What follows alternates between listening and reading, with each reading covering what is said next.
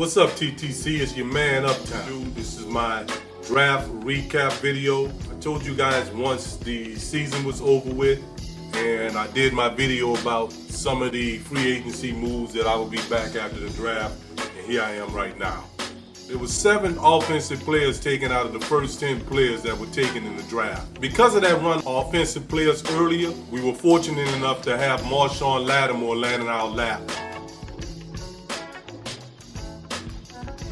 The consensus #1 cornerback in this draft. So that provides us immediate help in the back end, which is something that we've been desperately needing for the past 5 or 6 years now. Now, maybe we have a lockdown corner that we can pair up with Delvin Breaux, and we can have some kind of stability back there. And if they remain healthy, I can see them doing very, very good. Our second pick in the first round, Ryan Ramczyk out of Wisconsin. I hope that he comes back. They said that he had a hip surgery after the season was over with. According to him, in his press conference, he said that his hip is feeling better, it's healed up, and he should be ready to go for the OTAs. That is good. I like to see him compete for the right tackle position that's currently being held by Zach Strief. People may think that this was not an area of need, but yes, it was. We did need to draft another tackle. Even though we drafted a tackle a couple of seasons ago when we drafted Andrus Peat. Andrus Peat has fit right in at guard. So that's his natural position. He can play tackle if called upon, like he did on several occasions last season when Terron Armstead went down. I think that with Terron Armstead, with a young, healthy Ryan Ramczyk, that offensive line can be formidable once again. The addition of Larry Warford should also solidify the offensive line. So I think it was a good pick. In the third round, we drafted Marcus Williams out of Utah. This guy, he's a phenomenal safety. He was mentioned in the same breath as other safeties such as Jamal Adams, Malik Hooker.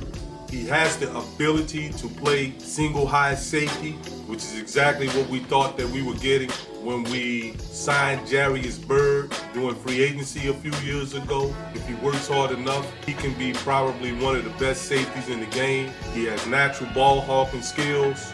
I think that was a great addition to the New Orleans Saints. Then we moved up in the draft, back into the second round. We made a trade and we drafted Alvin Kamara out of the University of Tennessee.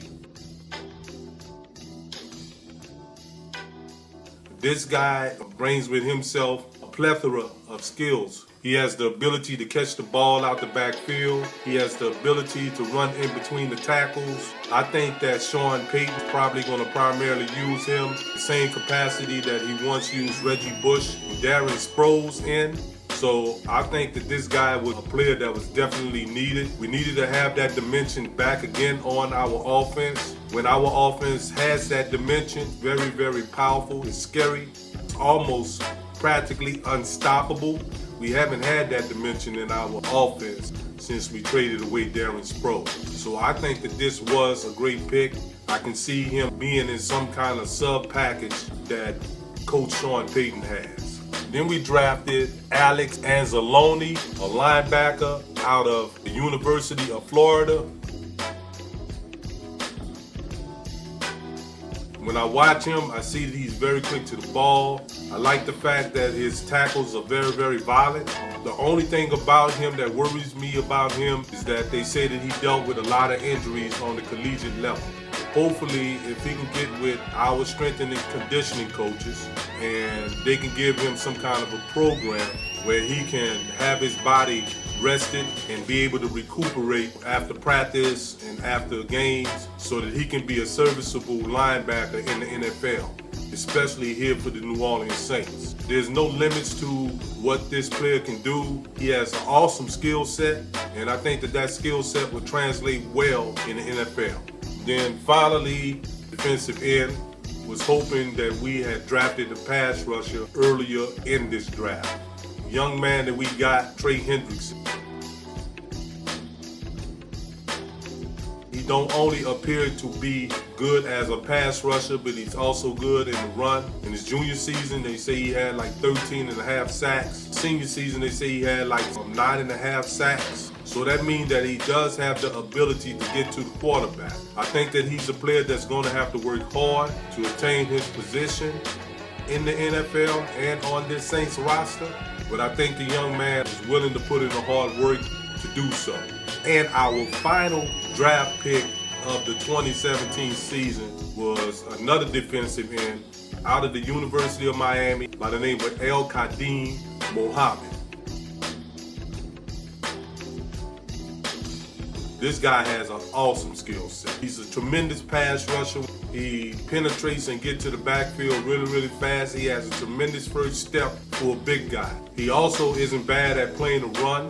The only reason why he wasn't taken higher in the draft because he dealt with some off-the-field issues. I hope he looked at this as a tremendous opportunity for himself and to capitalize on this opportunity. Now, in conclusion, I give this draft maybe a B+. The only reason why I give it a B+ because I'm disappointed that we didn't draft a pass rusher earlier in the draft. I see tremendous upside in Trey Hendrickson and El-Quadin Muhammad. So that's my grade for it. I think it was an overall solid draft. To be quite honest with you, I think that every team in the NFC South drafted well, with the exception of the Panthers. I just don't understand the picks that they made. Everybody else in the NFC South, I can kind of understand why they drafted the players that they drafted. And let me say this, right?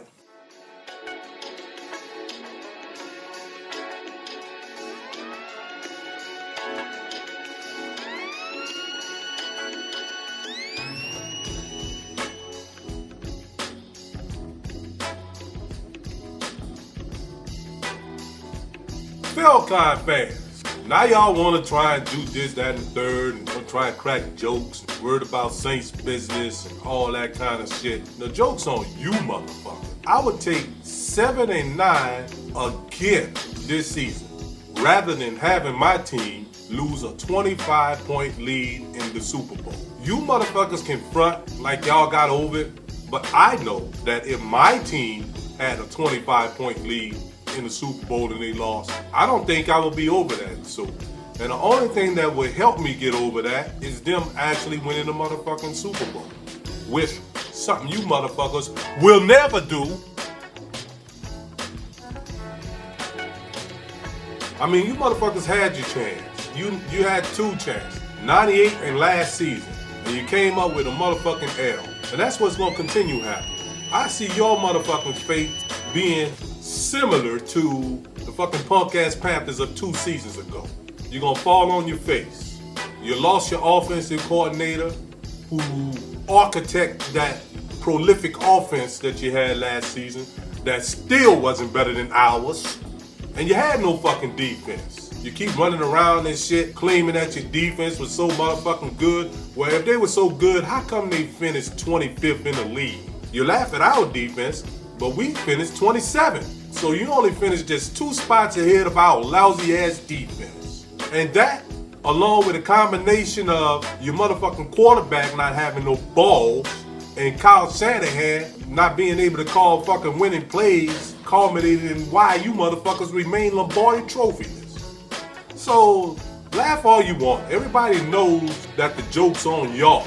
In fact, nowadays, we have a motherfucking national holiday behind you motherfuckers. Every March 28th is Falcon Day. And that's all I really have to say.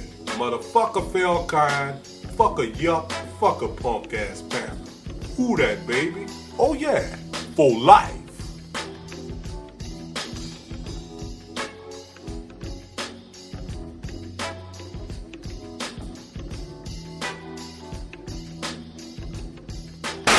You don't understand. I ain't scared of you motherfuckers.